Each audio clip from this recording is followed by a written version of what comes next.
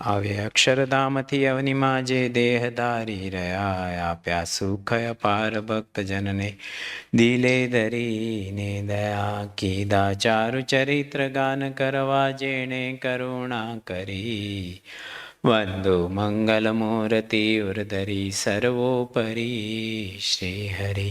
વંદો મંગલ મૂર્તિ ઉર્ધરી સર્વોપરી ગુરુ હરિ. વંદો મંગલ મૂર્તિ ઉર્ધરી સર્વોપરી સ્વામી.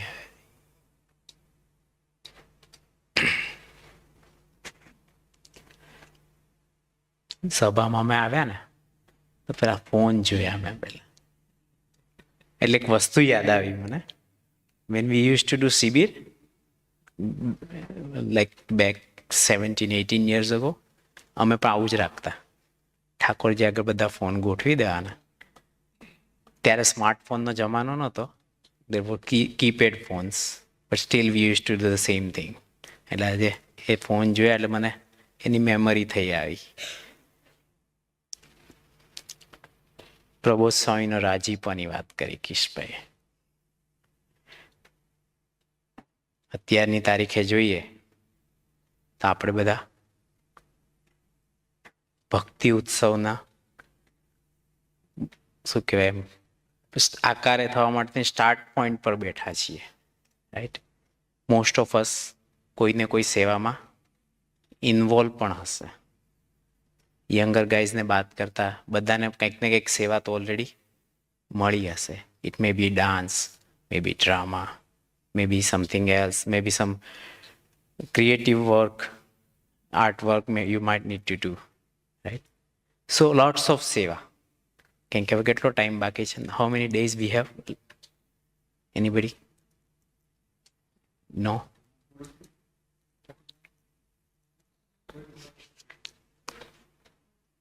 બરાબર. તો આપણી પાસે ઓલમોસ્ટ 5 weeks છે, right. Little more than 5 weeks. પણ એ 5 weeksમાં આપણે કેવડો મોટો સમયો કરવાનો છે, રાઈટ.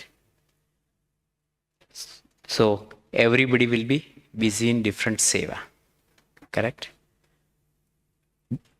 અત્યારે તમારે હજી કદાચ સ્કૂલ ચાલુ હશે. Once your school will be done, we will be having more સેવા, રાઈટ. તો ત્યારે આપણે સેવા કરીએ કે આપણે અત્યારે પ્રભુ સ્વામીને રાજી કરવા માટે શું કરી શકીએ? એક તો એજ્યુકેશન, એ ઓલરેડી નિર્મિતભાઈ બધી વાત કરી આપણને, બરાબર છે. 10 points ઓફ ગુણાતીત લાયન્સ આપણને બધી વાતો કરી. એના ઓન ટોપ ઓફ દેટ અત્યારે આપણે સમયા માટે થઈને સેવા જે કરીએ એમાં પ્રબોધ સ્વામીને કેવી રીતે રાજી કરી શકાય? Let's discuss about that, right. સેવા તો આપણે કરીશું. હમણાં તમને કીધું હોય કોઈએ કે આ હોલને વેક્યુમ કરવાનું છે, તો you will do it, right. You will get the vacuum out of the storage, plug it somewhere and start doing it from one end to other end. પણ એમાં રાજી કેવી રીતે થાય? You will vacuum the hall, પણ એનાથી તો કેવું, હોલ તો ક્લીન થઈ જશે, ડેફિનેટલી થશે. એમાં પ્રબોધ સ્વામી કેવી રીતે રાજી થાય? એ કેવી રીતે રાજી થાય? તો આપણે કઈ રીતે સેવા કરીએ છીએ એનાથી રાજી થાય. હાઉ વી ડુ ધ સેવા. Mechanically you will be taking the vacuum and walking around, right? Maybe in zigzag pattern or whatever pattern you like. But mentally what you are doing during that vacuum, that is important. સેવા આપણે કયા ભાવથી કરીએ છીએ, that is first point. પહેલો point શું હોય આપણો? તો કે આજુબાજુવાળા શું કરે છે. હું વેક્યુમ કરું છું તો બાકીના શું કરે છે, રાઈટ? હોય કે નહીં? ધારો કે અત્યારે મંત્રભાઈને વેક્યુમ કરવાનું કીધું, એ કરતા હોય અને બાકીના બધા પાટલા હોલમાં જઈને ક્રિકેટ રમતા હોય, તો મંત્રભાઈ શું વિચારે? પહેલું, હાડું કોઈ સેવા નહીં કરતું, હું એકલો જ કરું છું, બધાએ ના કરવું જોઈએ, મને હેલ્પ થાય કે નહીં? That's a first thing. તો ત્યારે આપણે પ્રબોધ સ્વામીનો પ્રસંગ વિચારવાનો. કયો પ્રસંગ? બધાને મોસ્ટ ઓફ પ્રસંગ ખબર હશે, એવા નાના નાના જ પ્રસંગો કહીશું આપણે, બરાબર? કે પ્રબોધ સ્વામી યોગી આશ્રમને લોબીમાં શાકભાજીની સેવા કરવા બેઠા સુરત સ્વામી જ હાજર હતા. એમણે જ કહ્યું કે આપણે બધા આવે પછી સાથે કરીએ તો સેવા જલ્દી પતી જાય, વહેલી પૂરી થઈ જાય. તો પ્રભુ સ્વામી શું કહ્યું કે હું સેવા પૂરી કરવા નથી બેઠો, હું તો સેવા કરવા માટે બેઠો છું. એમ ત્યારે આપણે વિચારવું પડે કે કોઈ કરે કે ના કરે, પણ એ સેવા મારે કરવાની છે, એ મારા માટે છે અને એ સેવા મારે કરવી છે, એવો ભાવથી સેવા કરવાની. પછી બીજો પોઈન્ટ શું, તો કે આપણે સેવા કરીએ ત્યારે આપણે કંઈ પણ સેવા કરતા હોઈએ એમાં કંઈક ખોટું થાય, સમથિંગ ગોઝ રોંગ, તો આપણે શું કરીએ? We start blaming somebody. Why? That is very natural thing. હમણાં હું તમને કહ્યું હોય કે આ બધું અહીંયાથી કેબલ્સ બધા વાઇન્ડ અપ કરી દો, તમે કરતા હો, એમાં એક વસ્તુ પડે, માન લો માઇક ઉપરથી નીચે પડે અને માઇક ફેલ થઈ જાય, તો તમે શું કહેશો? આપણે તો શું કહીએ, તમે એકલા નહીં, હું પણ. એ તો બધું ગૂંચવાઈ ગયું, તેમાં પડી ગયું, અથવા તો આણે આમ કર્યું એમાં પડી ગયું. આપણે એવો વિચાર કરીએ ને, વાય ઇટ હેપન, આપણે એવું વિચારીએ અને will try to justify that to somebody. પણ instead of that what we need to do, આપણે જે પણ કંઈ થાય છે, જે પણ કંઈ કરે છે, એ સ્વામીજીને પ્રબોધ સ્વામી કરે છે એવું માનવું પડે. પ્રબોધ સ્વામીનો બહુ જૂનો પ્રસંગ છે. જ્યારે સ્વામીજીની સેવામાં વર્ષો પહેલાં સેવા કરતા સ્વામીજીને, જે રીતે અત્યારે પ્રબોધ સ્વામીની સેવામાં શ્રીનિવાસ સ્વામી છે કે સર્વનમન સ્વામી છે, બધા સેવા કરતા હોય, એ રીતે પ્રબોધ સ્વામીજી પણ સ્વામીજીની સેવામાં હતા. સ્વામીજીને ઉકાળો ગ્રહણ કરવાનો હતો ટાઈમ, તો સ્વામીજીને ઉતાવળ હતી એટલે સ્વામીજી કીધું જલ્દીથી ઉકાળો લાવો, મારે પીને સભામાં જવું છે, કે જે પણ XYZ એમની જે નેક્સ્ટ ક્રિયા હશે. તો પ્રબોધ સ્વામીજી માટે ઉકાળો બનાવ્યો. ઉકાળો લઈને પાછા સ્વામીજીની રૂમમાં જતા હતા અને એક બીજી વ્યક્તિ એમની સાથે અથડાણી અને ઉકાળો ઢોળાઈ ગયો. હવે આવી સિચ્યુએશનમાં આપણે હોય તો શું કરીએ? આપણને કદાચ સર્વિંગ ટેબલ પર ઊભા રાખ્યા હોય, આપણે કરીએ છીએ, સેવા કરીએ છીએ ને રેગ્યુલરલી, અને આપણાથી આપણે દાળનું આપણને બકેટ આપી હોય દાળની અને તે મૂકી હોય અને કોકનો ધક્કો વાગે અને ઢોળાઈ જાય, તો આપણે શું કહીએ? પેલાનો હાથ વાગ્યો હતો અથવા પેલાથી ઢોળાઈ ગઈ. એની જગ્યાએ પ્રબોધ સ્વામી શું કર્યું? ઇન્સ્ટેડ ઓફ કમ્પ્લેનિંગ એનીથિંગ, એ સીધા ગયા, ફરીથી ઉકાળો બનાવ્યો અને સ્વામીજી પાસે ગયા. ઓબ્વિયસલી સ્વામીજી પૂછ્યું કે લેટ કેમ થયું? આટલી બધી વાર થોડી લાગે ઉકાળો. નેચરલ છે કે એક જેટલો ઉકાળો બનાવતા ફર્સ્ટ ટાઈમ થયો એટલી વાર સેકન્ડ ટાઈમ પણ થાય, અને પ્લસ ક્લિનિંગ ટાઈમ, એટલે બધું ઉમેર એડ કરો તો it's more than double time થઈ ચૂક્યો હતો.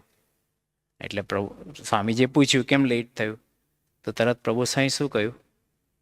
એવું ના કહ્યું કે પેલાથી ઉકાળો ઢોળાઈ ગયો એટલે મને વાર લાગી, એવું ના કહ્યું. પ્રભુ સ્વામી શું કહ્યું? કે દૂધ નહોતું એટલે દૂધ લાવતા થોડી વાર લાગી. Right? Instead of blaming anybody, or કે કોઈની પર કોઈ પણ વસ્તુ મૂકતા સિવાય ખાલી ભગવાન કરતા છે, સ્વામીજીને પ્રબોધ સ્વામી આપણે બધું ઓલ ડુઅર્સ છે એવું માનીને એમણે સ્વામીજી આગળ પણ એ રીતની જ વાત કરી. તો આપણે આ વસ્તુનું પણ ધ્યાન રાખવું પડે. એથી આગળનો પોઈન્ટ વિચારીએ તો સેવા ભજન કરતા કરતા કરવાની. આપણે સેવા તો કરીએ જ છીએ, મે બી ગ્રુપમાં હોય, ઇન્ડિવિજ્યુઅલ સેવા કરતા હોઈએ, પણ સેવા કરીએ ત્યારે આપણે મોસ્ટ ઓફ ટાઈમ શું કરતા હોઈએ? We are talking. આપણે અંદર કંઈક જોક ચાલતા હોય, રાઈટ? થાય ને? હવે તમે સર્વિંગ કરતા હો માન લો, બરાબર, તો સામેથી બધા પાસ થતા હોય, તો તમને કીધું એ વસ્તુ તમે ખાલી આમાં મિકેનિકલી આપણે મૂકતા હોઈએ, પણ બાકીનો ટાઈમ તો આપણે અંદર જોક ચાલતા હોય ને, રાઈટ? નેચરલી ચાલતા હોય. પણ instead of that what Prabhu Swami is expecting us to do? Bhajan.